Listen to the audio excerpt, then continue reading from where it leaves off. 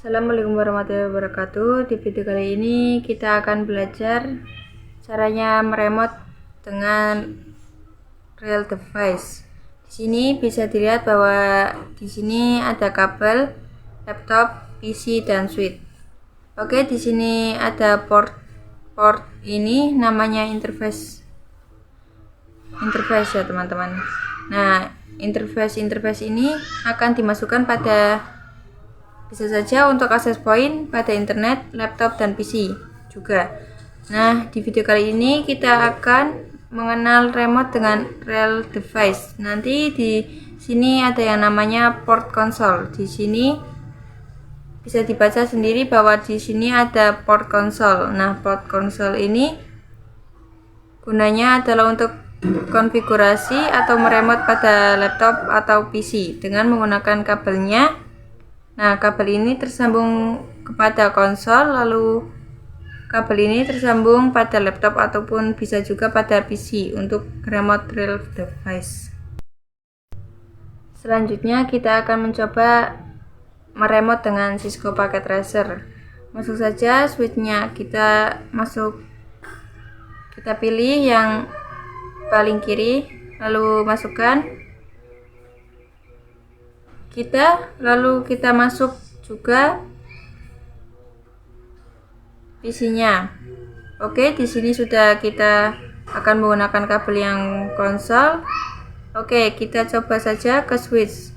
Masuk pada port konsol, lalu kita masukkan pada RS232. Untuk konfigurasi sebenarnya ada dua cara, yaitu pada switch-nya langsung pada CLI. Di sini bisa langsung konfigurasi. Nah, namun kali ini di sini kita akan mencoba meremote atau mengkonfigurasi menggunakan PC. Caranya kita masuk tadi kabelnya, lalu kita buka PC-nya, lalu masuk menu desktop, terminal. Oke saja. Nah, bisa dilihat sendiri, kita bisa konfigurasi sendiri. Di sini sebenarnya sama saja untuk konfigurasinya. Cuma untuk real device ini switch itu tidak ada tambahan tampilannya. Jadi bisa menggunakan remote ini ya teman-teman. Bisa masuk ke option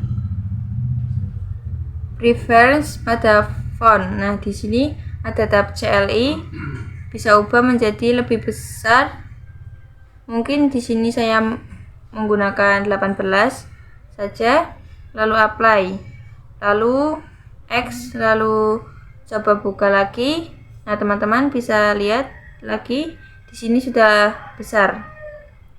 Oke, itu untuk remote dari Cisco Packet Tracer. Kita akan belajar perintah dasar Cisco. Kita hapus yang PC-nya. Kita akan belajar perintah dasar saja. Lalu kita buka saja pada tab CLI. Ya teman-teman, bisa lihat ada simbol lebih besar, artinya kita masuk pada mode user atau level user ya teman-teman. Di sini kita tanda tanyakan pada mode user ini kita terbatas melakukan konfigurasi. Sebenarnya di mode user ini tidak bisa konfigurasi, cuma kita mengetes ada telnet, SSH, ping, dan lain-lain ya teman-teman. Itu untuk pada mode user. Nah, lalu pada mode yang kedua namanya mode privilege. Kita ketikkan saja perintah enable lalu enter. Untuk tanda pagar ini kita masuk pada mode privilege. Privilege ini kita bisa menggunakan komen yang lebih banyak, lebih leluasa, yaitu kita coba saja ketikkan tanda tanya. Nah, bisa dilihat ya teman-teman, di sini komennya menjadi lebih banyak daripada yang mode yang user. Oke, di sini ada mode more adalah lebih. Kita bisa ketikkan enter. Ketika bisa melihat satu komen di bawah tadi, misalkan tadi show, lalu ketikkan enter, nanti ada komen SSH untuk memunculkannya. Untuk yang kedua bisa memakai spasi. Nah, untuk yang spasi ini untuk memperlihatkan lebih banyak daripada ether tadi. Untuk ether tadi itu cuma satu, bisa dilihat sendiri. Untuk memunculkannya lebih banyak itu kita pencet spasi saja. Nah, bisa dilihat bahwa kita masuk pada privilege. Ini banyak komen yang bisa kita pakai. Yang terakhir, yang ketiga, ada yang namanya mode global configuration, yaitu kita masuk saja komennya, yaitu adalah conft. Oke. Kalau ada tulisan config, nah itu artinya kita sudah masuk pada mode global configuration, yaitu dimana di sini itu kita mengkonfigurasi semua yang mau kita konfigurasikan. Coba kita tanda tanyakan. Di sini banyak banget untuk komen-komennya. Bisa spasi lagi. Banyak, bisa konfigurasi pada menu config tadi. Untuk di menu privilege kita ketikkan X untuk kembali, atau teman-teman bisa exit untuk kembali. Oke, nah pada mode privilege ini cuma bisa menggunakan komen-komen yang ini ya, tapi tidak bisa melakukan konfigurasinya atau mengubah isi tanya. Untuk mengubah isi ditanya kita masuk pada global configuration, begitu ya teman-teman. Untuk perintah-perintah dasar harus tahu, tidak harus dihafal juga, cuma teman-teman akan tahu sendiri.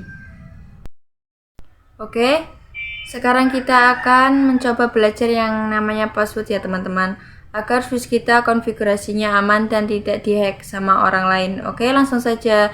Masih di CLI, di sini kita masuk lagi ke mode global configuration. Jadi ingat ya teman-teman, bahwa mode konfigurasi ini atau pagar ini artinya adalah kita mau mengubah atau mengkonfigurasi.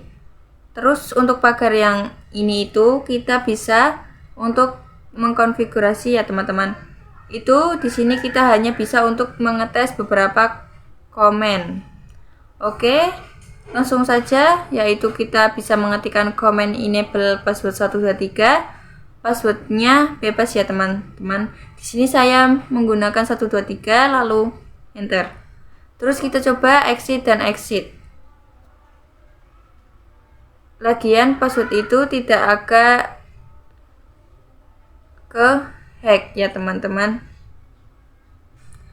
Itu tadi agar tidak ke hack ya teman-teman. Jadi misalkan itu mau ke pada mode user atau privilege, yaitu kita harus memasukkan dulu passwordnya. Nah teman-teman bisa dilihat di sini kita harus memasukkan passwordnya, yaitu kita langsung saja masukkan passwordnya, yaitu 123. Di sini itu memang tidak terlihat ya teman-teman untuk passwordnya. Nah bisa ya. Terus misalkan kita lupa nih passwordnya, kita bisa lihat pada sauran sendiri itu adalah untuk melihat passwordnya ya teman-teman, atau yang lain-lain. Nah namun pada enable password ini tidak secure ya, tidak aman, artinya bisa kelihat orang lain, jadi ini masih mudah untuk ke hack. Nah untuk lebih secure-nya kita coba yang namanya enable script, yaitu kita coba masuk pada mode konfigurasi, yaitu global configuration, lalu kita ketikkan enable script Cisco, terus kita exit dan exit. Lalu sekarang kita coba masuk pada mode privilege.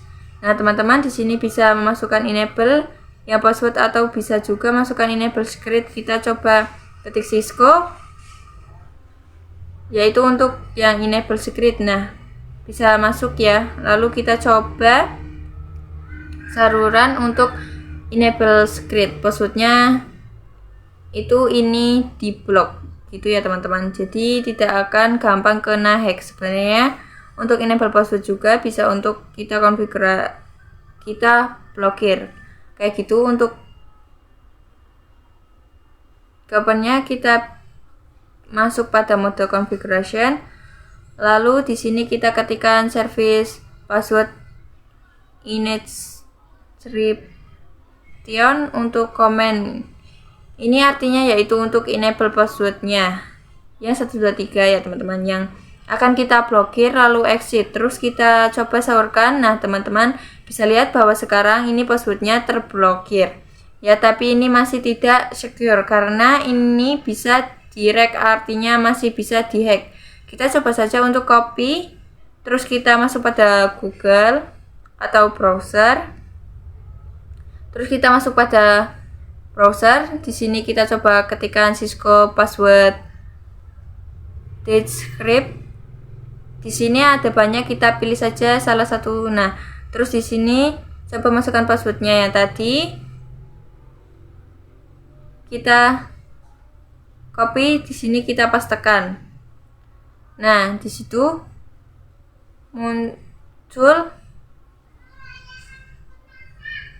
yang 123. Jadi password yang 123 itu bisa ketahuan dan artinya itu masih belum secure. Jadi lebih baik kita menggunakan yang enable secret ya teman-teman.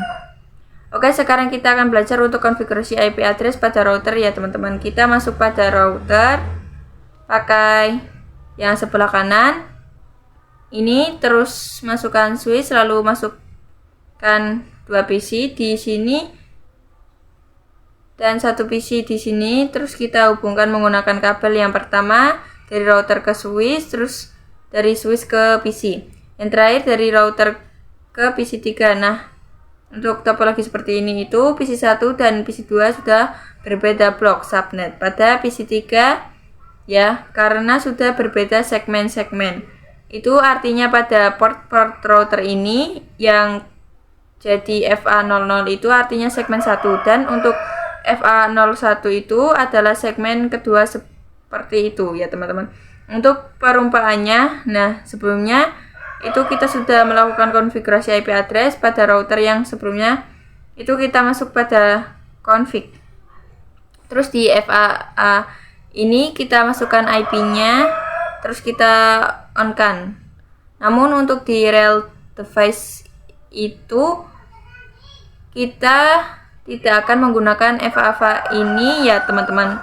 Untuk realnya itu kita akan mengkonfigurasikan menggunakan CLI. Oke, langsung saja kita ke CLI-nya. Nah, untuk mengkonfigurasikan kita harus masukkan pada mode global configuration, yaitu di sini kita exit dulu yaitu CFT sebelum kita mengkonfigurasikan CTRL-C. Mohon maaf, sebelumnya kita mengkonfigurasikan di sini. Kita jabarkan dulu untuk IP-nya. Jadi di sini misalkan untuk segmen satu yang FA00 itu IP-nya adalah 10.10.10.0/24. Terus di sini FA01 itu kita menggunakan 20.20.20.0/24. Jadi untuk segmen pertama itu di sini IP-nya 10.0 dan segmen kedua itu adalah 20.0. Terus yang di FA00 yaitu di sini adalah 10.10.1. Kemudian untuk PC1 yaitu 10.10.2 dan PC2-nya itu 10.10.3. Untuk FA01 di sini adalah 20.20.20.1 dan PC3-nya adalah 20.20.2. Oke, seperti ini ya untuk IP-nya. Langsung saja kita konfigurasikan di router pertama. Untuk konfigurasi pada network, yaitu kita konfigurasi pada interface-nya terlebih dahulu ya, yaitu yang pertama itu adalah interface FA00. Terus kita nyalakan kabelnya yaitu dengan perintah no shutdown. Oke, terus di sini kita bisa exit terlebih dahulu, terus masuk lagi ke interface FA01. Di sini juga kita nyalakan kabelnya yaitu no shutdown. Kita exit lagi. Nah, ini untuk kedua interface-nya itu sudah menyala ya teman-teman.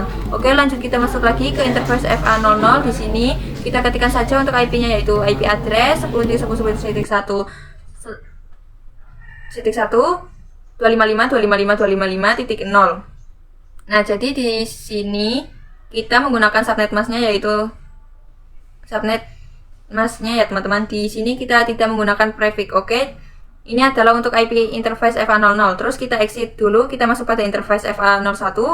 Terus masukkan juga IP-nya yaitu 20.20.1.255.255.255.0. Nah, ini adalah untuk IP pada FA01.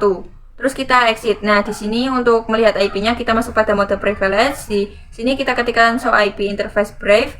Nah, bisa dilihat ya teman-teman di sini bahwa interface FA00 ini IP-nya adalah 10.10.1 dan FA01 ini adalah 20.20.1. Dan di sini juga sudah up, yaitu artinya sudah berjalan dengan baik. Oke, jadi kita sudah melakukan konfigurasi IP address di router. Selanjutnya kita akan mengkonfigurasikan IP addressnya di PC.